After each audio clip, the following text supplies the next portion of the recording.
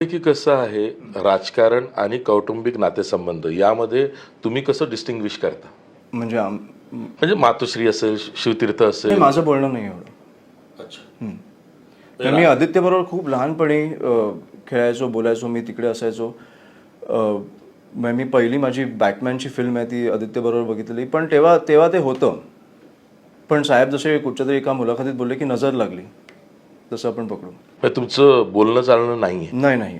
आदित्यशी शेवटचे कधी बोलला? मला आठवत नाही कधी बोललो. पण आता कसं झालं की दोनदा साहेबांनी प्रयत्न पण केला की युती व्हावी, दोन भाऊ एकत्र यावे म्हणून साहेबांनी पुढाकार घेतला. त्याच्यानंतर काय झालं साहेबांनीच तुम्हाला सांगितलं. पण कसं झालं की 2017 मी आजारी होतो.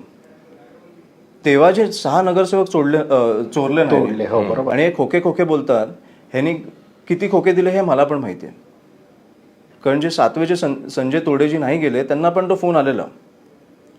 त्याच्यामुळे ते जे आजारपण असताना तुम्ही 40 आमदार फोडले, तर मी पण आजारी होतो आणि मी कशा प्रकारे गेलोय मला माहिती आहे. तेव्हा तुम्ही जे 6 नगरसेवक फोडले तेव्हा साहेबांची परिस्थिती काय असेल?